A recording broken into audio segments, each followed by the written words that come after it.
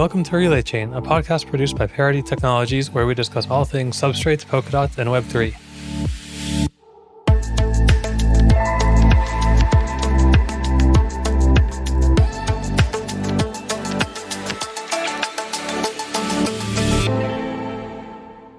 Today on Relay Chain, we have Jorrin Bruns, who's a support engineer at Parity Technologies, and we are actually going to be switching places a little bit today.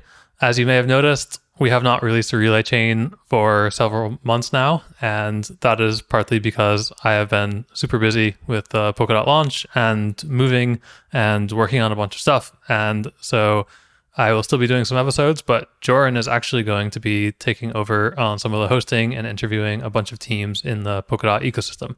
So today we are switching roles and he's going to be the host and I'm going to be his first guest. So I'll pass it over to Jorrin now. Awesome. Yeah. Thanks, Joe. It's great to be part of the podcast. I'm really excited to be interviewing you for the first time. So I thought I'd do like an attempt at doing your intro and introducing you to your show. Yeah, go for it. Here we go. Welcome to Relay Chain, a podcast produced by Parity Technologies, where we discuss all things Substrate, Polkadot, and Web3. Hi, Joe. Welcome to your show. Hey, thanks for having me. Yeah, it's a pleasure. So how are things going with you right now? Good. Super busy, as always. Polkadot and Kusama. It's a big world out there and lots of stuff to build. Cool. Yeah, I think folks probably already know you a little bit if they've been tuning into Relay Chain in the past, but give some people like an intro to yourself. Yeah. So I've been working in blockchain since probably like late 2016 and specifically Polkadot since late 2018. So a bit over like 5 years in total and a bit over 2 years just on Polkadot.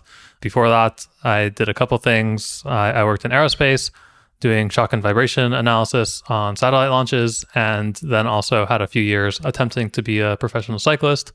And so that was kind of like my background. And now I work mostly on protocol integrations at Web3 Foundation. So helping kind of like these companies like wallets or custodians try to build our ecosystem both in depth. So like adding governance and staking and kind of like these features besides just holding Polkadot and Kusama tokens, and also in their breadth. So not just supporting Polkadot and Kusama, but also supporting parachains and a bunch of the teams in our ecosystem. That's awesome.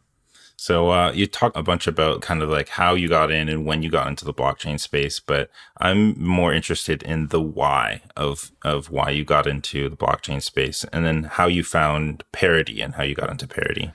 Yeah, so I actually got into blockchain, I would say like a couple times, and they were all for different reasons. So the first time, it was maybe like 2011 or 12.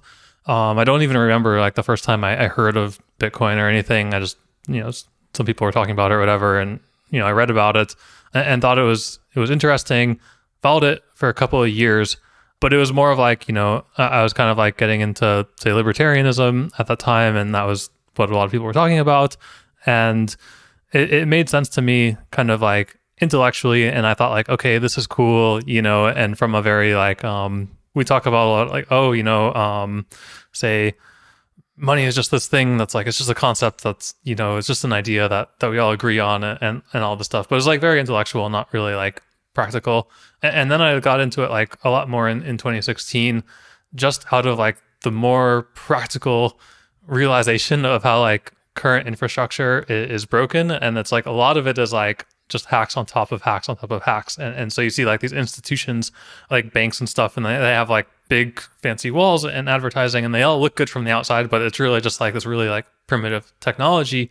And kind of like what made me realize that was that what made like the whole Bitcoin thing like kind of like intellectually like interesting, but not really practically applicable, is that at that time in my life, I was on the quote unquote standard track for like, an American, I was from a middle class family. I went to university. I got a job at a big corporation, 401k, and like all of the things that like you normally are supposed to do. And everything kind of worked for me. I mean, the system is kind of set up to work well for that. And it did. But as soon as I deviated from that, like even a little bit, it completely broke down. So like this was when I moved to England to pursue professional cycling.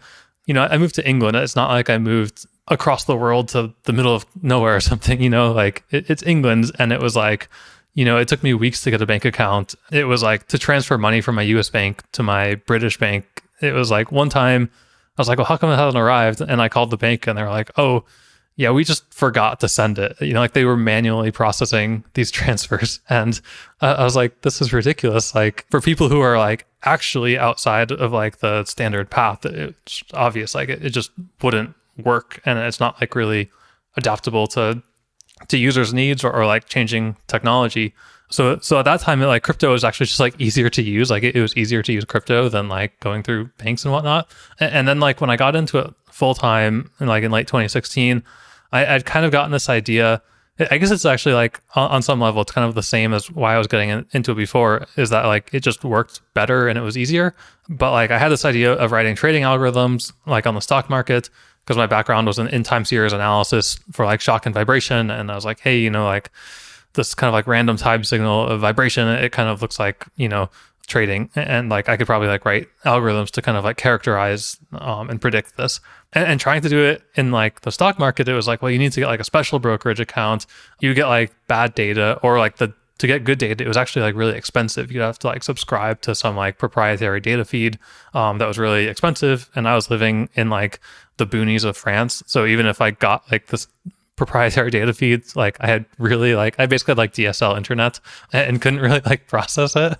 And then I just found that like, in crypto, there was like public APIs, the data was free to download, everything was 24/7, which actually makes like the analysis much easier, because like when you have like holidays and like opens and closes and all of this stuff, you have all these like gaps in your data that you have to kind of like make decisions about how to deal with. And when you just have like a very constant, like steady, like no gap data, it actually makes it like much easier from a processing standpoint.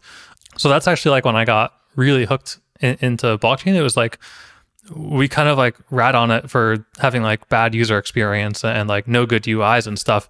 But actually like for trying to like interact with it, it was like just much more accessible and like in some ways a lot easier once you kind of learn how it works. And then I guess like from there, it was actually a pretty short time that I did that. And then it wasn't just like, oh, I'm looking at all these like symbols and like doing like correlation and like covariance analyses and all of this stuff. And I was like, well, what do these symbols actually mean? And like, so I started looking into like Ethereum and Litecoin and like all the other ones. Yeah, like late 2016 or so. And then I got really interested in the protocols, and yeah, so wanted to work on one of those. And then long story short, I guess that was long. That wasn't short. Ended up at Parity. That's awesome. You said a few things there that I want to pull back on, but I've interviewed a bunch of folks before this in different blockchain events and stuff like that, and I'm always interested in hearing that story. And I feel like typically they fall into like one of three categories. It's the technologists like really excited about this new emerging technology, or like the financial people saying like it's so much faster, so much cheaper, so much easier.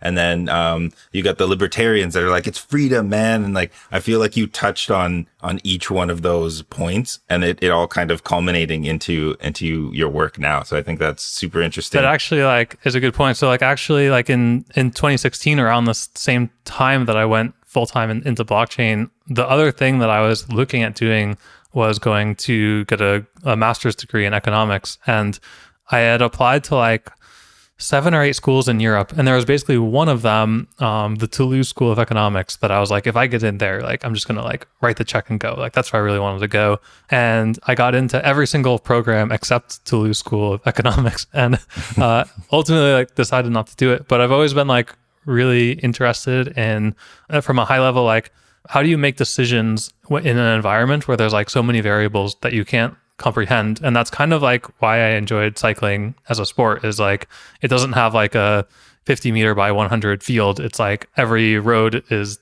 different, like every race is different. And even if it's the same roads, it's like different weather conditions. It can be windy, it can be rainy, it can be cold or hot. And it's not like one team against another team. It's like, there's like 22 teams and they all have like their own incentives, and like how do they actually like behave in these like conditions that are like totally variable as well. And that's kind of what I like about blockchain, is that you're bringing in this like political philosophy and economics and finance and computer science and all of this other stuff that like it just all mixes together. And then you have all these different actors in the system. They all have different incentives. They all have different backgrounds and decision-making processes. And how do they all actually like interact with each other? I mean, that's kind of like fascinating in general. And it's like amazing how blockchain kind of brings all that together. And that's kind of what makes it like such a fascinating area to work in. Yeah, that's amazing. Yeah, I want to touch a bit on what you mentioned it a couple of times now, but you were a professional cyclist. Tell us a little bit about that. Yeah, I mean, like I was kind of in like the lower rungs of professional cycling, like what an American would call like AAA baseball or something. Every country kind of has like their own designation of what they call it. But I was doing it like as a hobby in the US, both road and mountain biking. I won a national championship in mountain biking, which was kind of my ticket to like, it was like a nice thing on my resume to go out and like find some other teams. I ended up on a British team for 2015 season.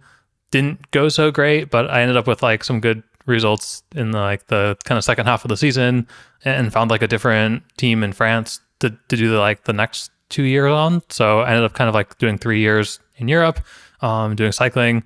And I mean, like, so like after I left the US, I was totally just doing road cycling, and yeah, just like traveled around doing a bunch of races. And yeah, it was good experience. That's super cool. I'm of the belief that blockchain is going to touch every kind of industry. Do you see a particular use case for blockchain in cycling? It's all right if I'm putting you on the spot, but like I'm just interested if anything comes to mind. Yeah, I was actually like having a conversation about this a couple of weeks ago with somebody. I mean, there's kind of like all the esports stuff that you could do, like, betting and gambling and kind of all of this stuff. I think an interesting one, I don't know if I'll like make a lot of friends with this idea, but like something that happens sometimes with like the doping stuff is that when somebody tests positive for something, there's these things called like TUEs, therapeutic use exemptions, where you can basically say like, the whole doping thing is not like just black and white. There's like some that are like total no.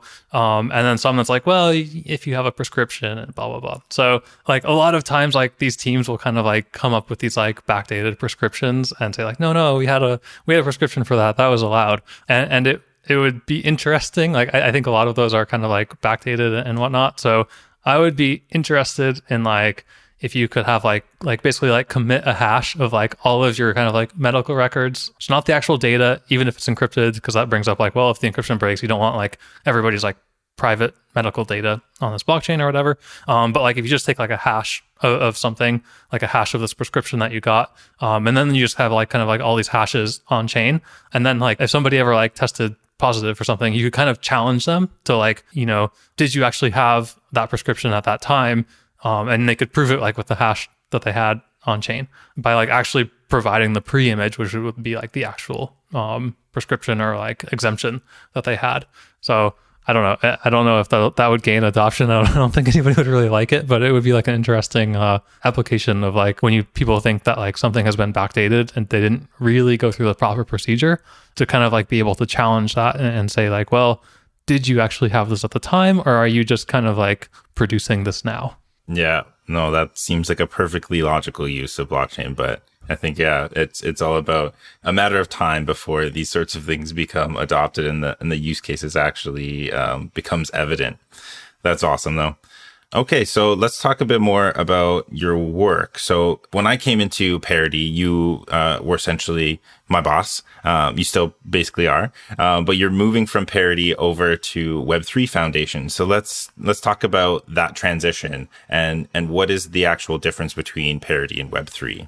Yeah, so Parity is a for-profit company. You kind of think of it as like Red Hat to Linux. So its main product is Substrate.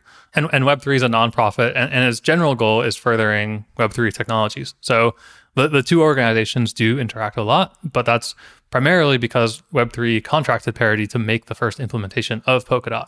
So actually, like from the Parity side, there's a lot of interaction to Web3. And while like we were developing Polkadot, there was a lot of interaction from Web3 to Parity too, because it was like kind of like building out the very first implementation. So like we worked together a lot from like the researchers at Web3 and the developers at Parity. But from the Web3 side, we actually work with like a lot of people, not just the Parity. So like there are two other teams that like we financed to build Polkadot clients. we also do like some development of like cryptography libraries and also like research into like the future of Polkadot. So some of the stuff like hierarchical relay chains, and also starting to get into like more like zero knowledge cryptography, and also run like the grants program. So like a lot of like the ecosystem teams building parachains and whatnot, like trying to like build up the Polkadot ecosystem, but also kind of like Web3 technologies in general. Does that make sense? Yeah, no, it's, I think every time I ask somebody about those things, like inside Parity, inside Web3, outside of both of these companies, I get like a little bit different of an answer. And I'm still kind of stitching these together in my mind. But yes, that definitely makes sense. And it's super interesting to see how this space has been developing and the pieces that each company kind of contributes. You mentioned there some research on hierarchical relay chains. Is that like a distant future, or maybe not so distant future, of when we've filled up the relay chain with the 100 parachains, and now we're looking to add another layer of a relay chain? Is that what that's referring to? Yeah. So basically, like instead of having the parachains be kind of like individual blockchains, they would be other relay chains that could host their own blockchains. So it goes from a system of 100 blockchains or like parachains to basically infinite. So if you're familiar with like mathematics, there's like generally two types of proofs, proof by contradiction and proof by induction. And so like you can kind of like, a proof by induction is basically where you prove like the kind of like for if k equals 0, then this statement is true. And then you also prove that if for k this is true, then also for k plus 1 this is true. And then from there you can kind of just go, well, we had from 0, and then we can say from 0 to 1, from 1 to 2, blah, blah, blah. So you kind of get this like infinite scalability at that point. Like once you've kind of like been able to have a parachain as a relay chain, you can just add like, you have this level of abstraction where you can just kind of like make new relay chains underneath that relay chain. And so it kind of becomes infinitely scalable that way. That's remarkable. I love that. I can't wait to see that rollout. Okay, so during your time at Parity, you started this podcast, and I'm interested, like what was your goal with starting the podcast? Has that changed at all as you've been doing it? And what do you see kind of for the future of this podcast? Yeah, so I wasn't really the one who started it. It was like kind of like a comms team effort in general. They decided it would be a good idea. There were a few people kind of thrown out as hosts. I was actually not one of them. I asked if I could try an episode or two, and then I ended up kind of being the one who enjoyed it the most, I think. Yeah, it ended up like becoming my thing. That's how it started. Cool. So what was the goal for the podcast? Honestly, like it was just for fun. Or like I didn't have like a really strong vision at the very beginning for it. It was really just like, it was like a way to help me do my job. When I first started at Parity, I was in the ecosystem development team. Funny enough, like I moved to the engineering team, and then I came back to ecosystem development, and then like moved to the foundation. But like I was in ecosystem development and trying to like get the lay of the land of our ecosystem and like the other players in Web3. You can like read everything online and, like go through their GitHub and like read their blogs and white papers and kind of like do this passive looking, if you will. But it's always easiest to just like talk to people about what they're doing. And having a podcast was kind of like a free, like it's like a magic sentence of like, I have a podcast. So like I could just go to like whoever I want to talk to, like CEOs and whatnot, and say like, oh, I have a podcast. Will you teach me about your project? And yeah, it was like just kind of like this avenue to really like reach out in the ecosystem and learn a lot about the teams in our ecosystem. And that's kind of like a big angle that I had, which is like really selfish. It just like helped me do my job better. And then I just started to like it and yeah, kept doing it. Perfect. And so now moving forward, I'll be helping out with the podcast. And I think the idea is that I'm going to be interviewing more of like the parachain projects that are building in the ecosystem, finding out a bit about what they're building, how they're building, why they chose Substrate, all that fun stuff. And you're going to be focusing on a bit of folks like kind of a little bit outside or tangentially related to like Polkadot and maybe the general blockchain industry. Is that accurate? Yeah, I mean, I think we'll see where it goes, which has kind of always been the direction with this podcast.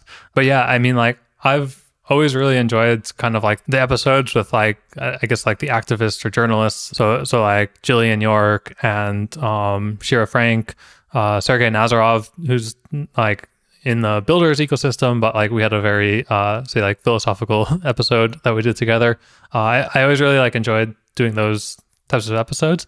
I hope I'm not leaving people out because I know there were like a lot of awesome guests. And I've done like a lot of the builders ones too, but also like I think like you can do a good job with that. And like I want to focus on like more of the like the journalists and activists and stuff like that, and build out the team of hosts doing Relay Chain.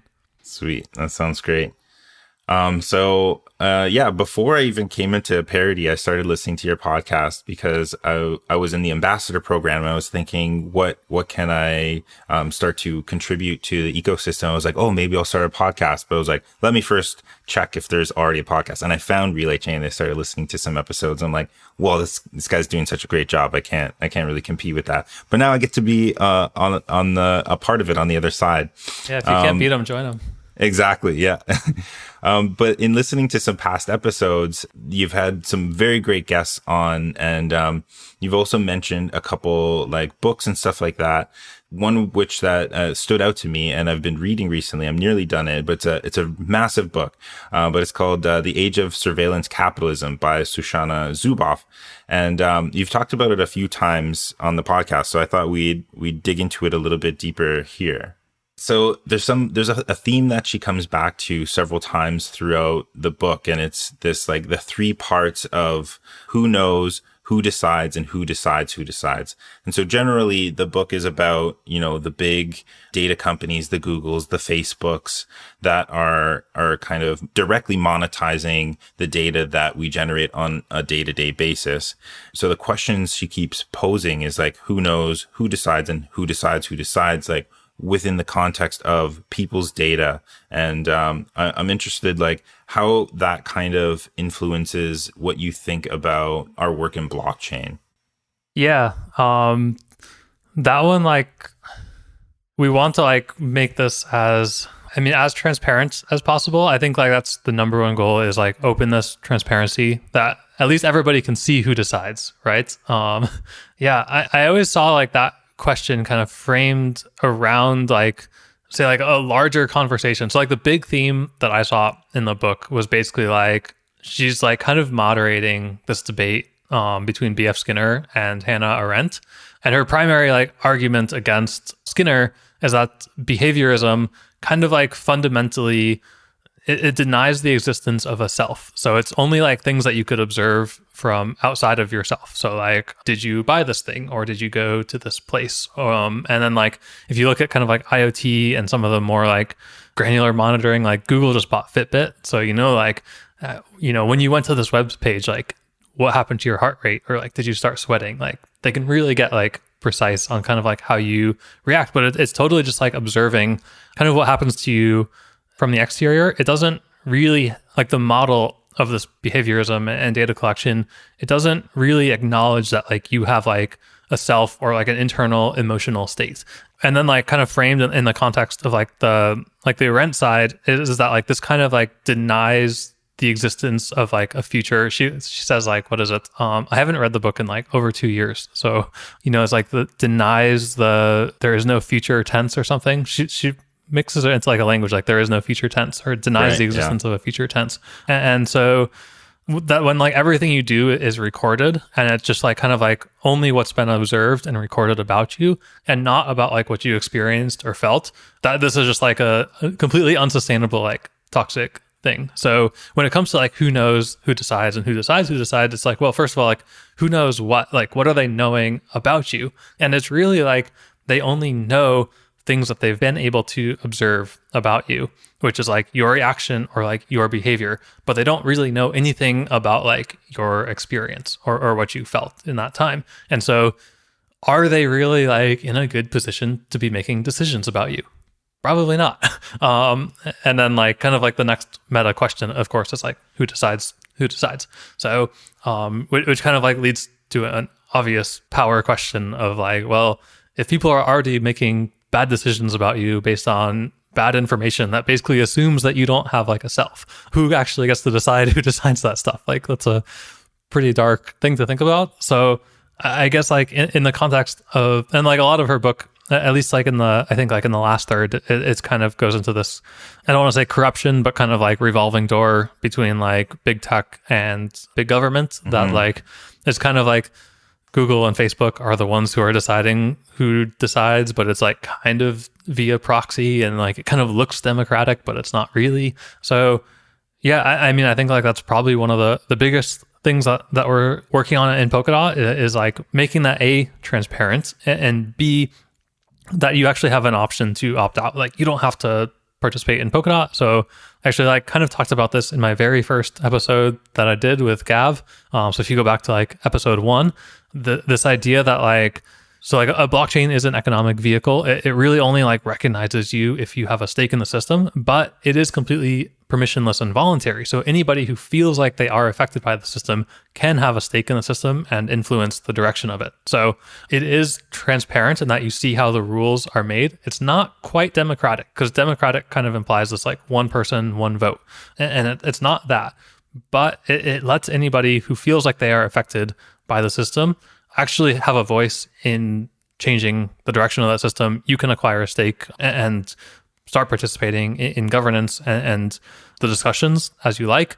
If you really feel like there's a schism that's unresolvable via governance, then you can fork and make your own, and maybe like exclude the people who don't agree with you in that fork. But the important thing is like we actually have like transparent ways of like coming to a resolution about what these decisions should be. So we kind of know who decides.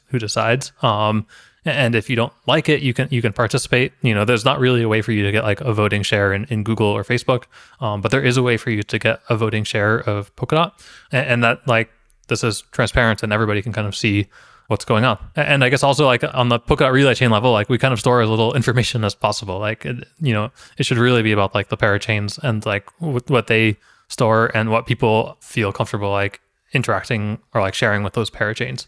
Yeah, that's really cool. Yeah. So a very interesting part about that was the fact that like when I think of a stock in a company, I think, oh, okay, that gives you a piece of the company. But something that Sushana mentioned in the book is that like over time, they changed the way that their stocks are issued, and where they used to give you voting power. Now there's like a type C stock where you literally get no voting power in this company. And it's just like exposure to the price of the stock, whatever that means. And so it was something very attractive about Polkadot was that we very quickly moved towards an open governance model where we do have a council and a technical committee, but these are folks that are for the most part, like open and honest about who they are. They're very transparent, and they only have like certain level of power. But like you said, if you're a token holder, you still have a vote. You still can influence and participate in the governance of the protocol. And there's a very interesting mechanism that we have is even if you have a small amount of DOT or small amount of stake in the system, you can use what's called conviction voting, and you can lock that up for an extended period of time, and that gives your vote more weight. So it's a way of like kind of balancing out the smaller person's vote, the little guy, so to speak. So I think that's a really great thing to mention about Polkadot. Yeah, the governance has been like amazing, and the fact that it's kind of developed so early on and is so like fundamental to the system. It's really amazing like how it was designed from the ground up. And actually, when I started at Parity, I actually wasn't like that interested in the whole like governance topic, and since like kind of seeing what we built, or like as we built it, I was like, actually, this is really cool. And like so many discussions kind of came down to governance and this question that I got like a lot more interested in it. Awesome. So with all this talk about, the big companies kind of using or misusing power, depending on how you look at it, like what do you think about what our current government system can do and should do about these, for lack of a better word, monopolies? Which governance system, like our current the US or traditional government system? Like, I'm not sure Polkadot has much to say about it yet, but maybe in the near future. But like, is it government's responsibility to step in and break up these kind of systems? Like, like they did kind of to Microsoft back in the day? Yeah, so that's kind of like the thesis, or like one of the core conclusions from her book is that like this is fundamentally different than, you know, like antitrust laws from 100 years ago or even 20 years ago, because it's not really like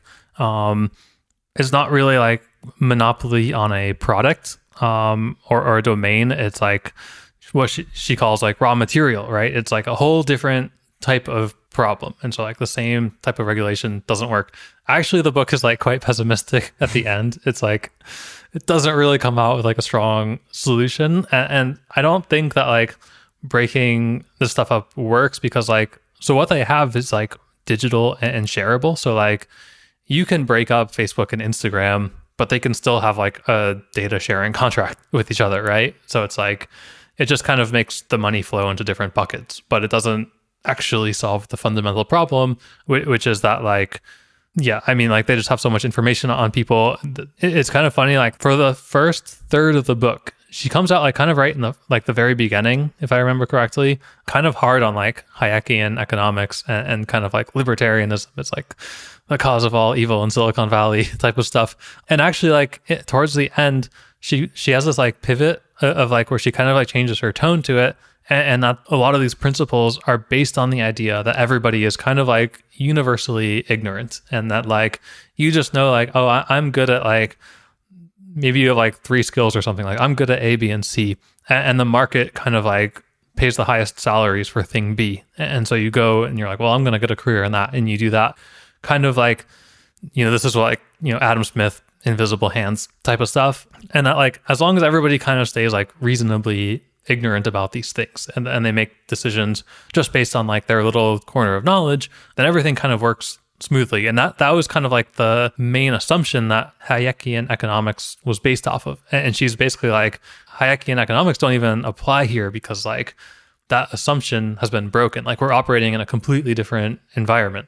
I don't think I actually answered your question about like what you can do about it. Like I don't know what the answer is. I think like ideally we just build a better system. Like you can't really like get rid of Facebook by making something that's like 10% better. You know, it has to be like 10x better. I don't think you can kind of like tweak these things that were built from these like fundamentally flawed principles and then try to like turn them into something better.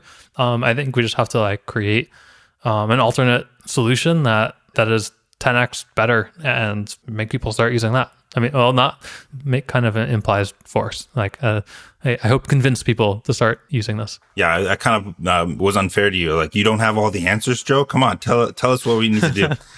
No, but I think you hit it at the end there, and I think it's a Buckminster Fuller quote, something along the lines of like, you don't change a system by destroying the current system. You just make a system that's better, and people will eventually move over to that system.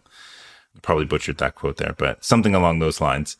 Cool. So do you have any other kind of book or literary kind of suggestions for folks that give more context to the way that you approach your work in blockchain, something along the lines that we've been talking about already? Oh, I always have book recommendations. So yeah, I mean, I say like one of them, very short. It's called, or it's by Edward Luce. It's called The Retreat of Western Liberalism. I think this is a really, really good one about kind of like a lot of, I guess, like fake news, cancel culture type of stuff, which is actually like not very new. Like this is a little bit tangential, but like I just read a biography on Vladimir Lenin, and like he was kind of a master of fake news, and like kind of like when he stormed like the Winter Palace in St. Petersburg, he was like printing in the newspaper that like they had won and like taken over the government and stuff. And it was like, they weren't even close. Like they just had like a couple of guys like kind of running around this building, but they hadn't actually done it yet. But they kind of like started spreading the news that like as if it had already happened.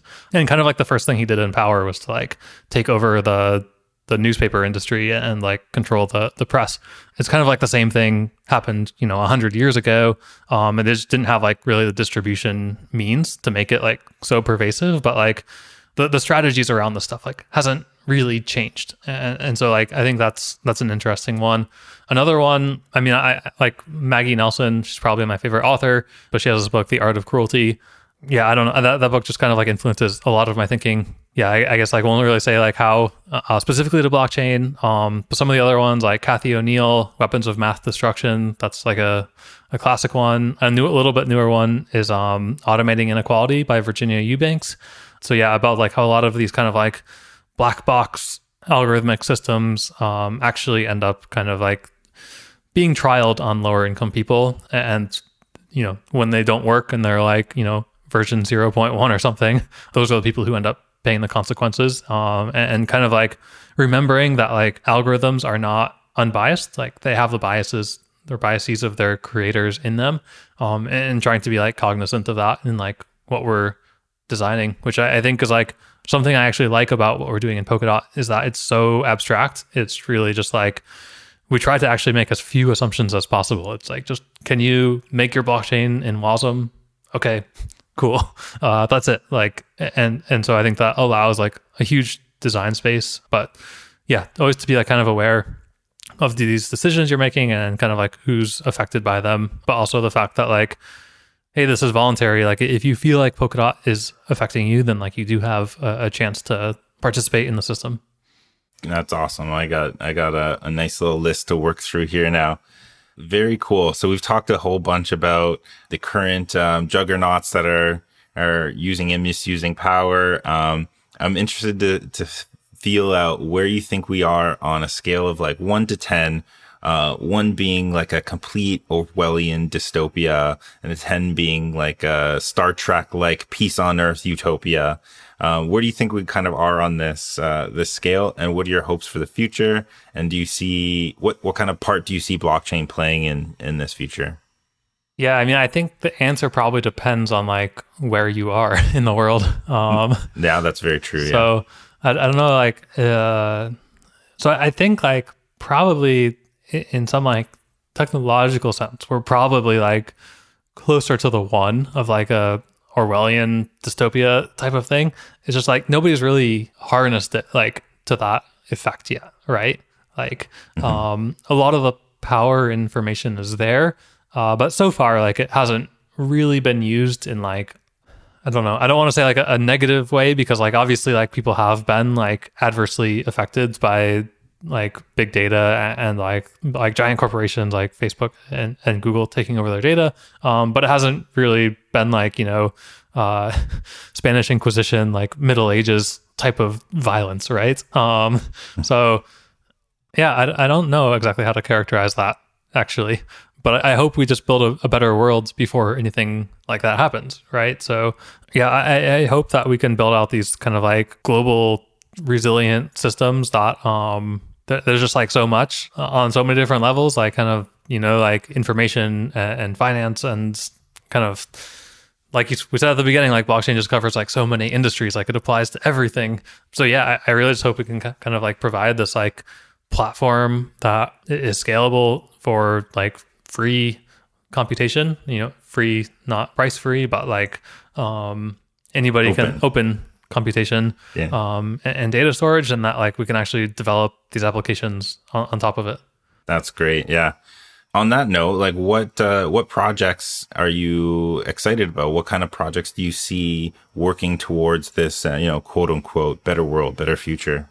Yeah, I mean, we have like so many. It's hard to pick. Like I guess like in the Polkadot ecosystem, I would say like, well, like I used to work in like mechanical engineering or aerospace, and so I really like this robonomics project just because it's like this bridge from like, the software world. Sometimes I'm like, man, I want to like touch something and build something physical, and like robonomics is doing something like really cool with like kind of this bridge from like blockchain to robotics, where they can kind of like trigger robots to go do something and then come back and like report to the chain, kind of like what they've done.